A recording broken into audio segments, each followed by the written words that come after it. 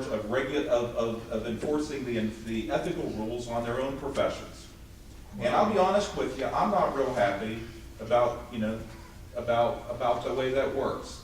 With judges being held accountable for judicial ethics violations, for lawyers being held accountable for ethical violations, for doctors. I see a lot of it in medicine, and maybe perhaps we may have a good idea of taking those regulatory authorities, putting it with the Human Rights Commission or an independent board that's not governed by the professions that they regulate on it. When I refused to do a plea bargain, I was investigated by the Board of Dental Examiners. When I asked them why, they said, well, anytime something comes out in the paper, I said, there hasn't been anything in the paper in 5 months.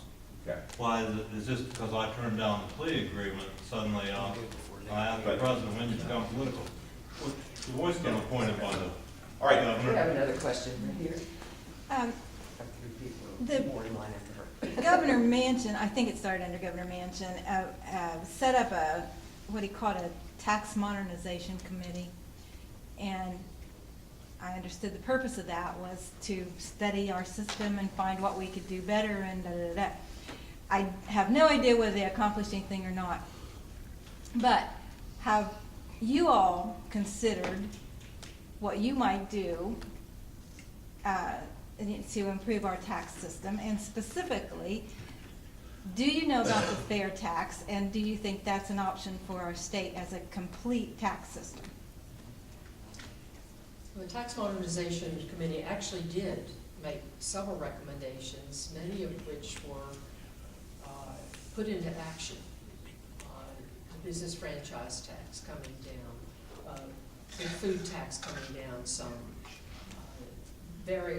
West Virginia has more taxes than you can shake a stick at. That's true. I couldn't believe, I asked, I haven't been in this race as long as Mark. I only filed papers 10 days ago. So I had a lot of catching up to do to get a lot of information in my files. And I don't speak on a subject unless I have researched it. Well, I asked the state tax department to send me a list of all the taxes that are assessed in the state of West Virginia. Page after page after page. And I looked at them and what percent that was. And I thought, I didn't even know what some of them were. So I had to write back and I said, give me an explanation of all the taxes that we assess. It is unbelievable. Now, in fairness to Mr. Manchin, and he had some wonderful people on that committee, they did begin to take down some of those rates. Some of them are dependent on various levels of income that are in the rainy day fund or something like that. But they did some good work. It's not enough as far as I'm concerned. We still, businesses would tell you, especially the small mom and pop shops, you're taxing me to death. Amen. I'm personally very worried about the workers' compensation tax. I'm afraid that we're going to have so much change there in the West Virginia legislature that we're going to end up having to increase that tax again on employers. It scares me to death what's happening in the West Virginia legislature, the type of representatives we're sending there. So long's going around the barn. There was some good that came from that. Did it please everybody? No. Was it like a little bit where you should, a little bit here where you really should be there? Yes, I think so. The when you're looking at this and like I said, Betty and I mean, it's an educational process. The tax structure is probably the most complicated issue. Cutting spending's easy. No, I mean, it's easy to decide. You go and you look at this program, we don't really need this.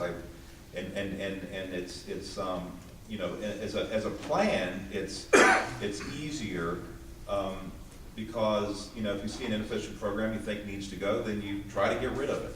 So as a governor, I think the number one priority is to review how we're spending money and to cut spending, and to do government reorganization to cut expenditures and make government smaller. The tax issue is, initially, the easiest thing to do is to reduce the rate of taxes, and that's something you can do quickly. The more complicated issue is reorganizing a tax structure, because every time you take a tax away, you're losing revenue, and then you gotta figure out where are we gonna add it somewhere else. And one of the frustrations I have in government is cost shifting. You know, we decided that we're, you know, we'll decide, you know, that, well, we want to get rid of this tax. And then the next thing you know, we're raising a tax somewhere else, right? Or there was a movement to deal with, dealing with, one of the initiatives is about the business tax on inventory and that sort of thing. And the business community is saying it's really going to be something good for West Virginia. But it also, the counties rely on that income, and education relies on that income. So then the issue is, in county government or education, okay, if you take that away, where are we gonna get the money to replace it? Those are complicated. We definitely need to go in the direction of addressing those issues, and it's gonna take some political courage to do it. You know, Governor Underwood really is the one that started it. I remember Governor Underwood went back and he did the same thing, and I don't know where it went in the Wise And remember Rob Capehart? Rob Capehart was the head of that. Well, Aren't- Angie really wants to know if you all are in favor of a fair tax. Well, or do you know about it? Is that the same as a flat tax? No. Or- I don't know what It's a it is. Completely- The fair okay. tax is a consumption tax. Oh, okay. Right. But it's a national thing. It's a bill introduced in Congress, but the Fair Tax Organization has actually studied how you can implement it in each state and how you can replace other taxes with this.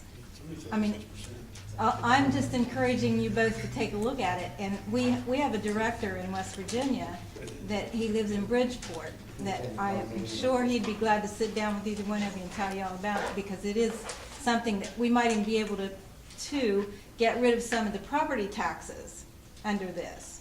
I would like very much to know about that.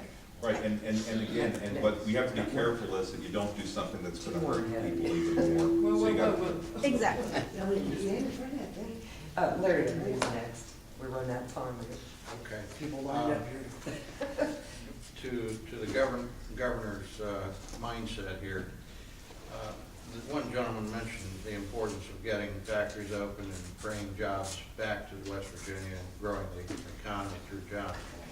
As governor, if you had the ability to make one and only one major trade mission trip, would you go to China, California, or Texas with that mission trip, and why? Well, I wouldn't go to China.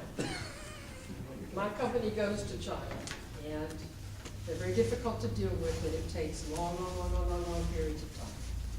I wouldn't go to California because I'm not sure they're going to be around forever. That's right. And in fact, maybe it's best that they're not. Crazy things out there.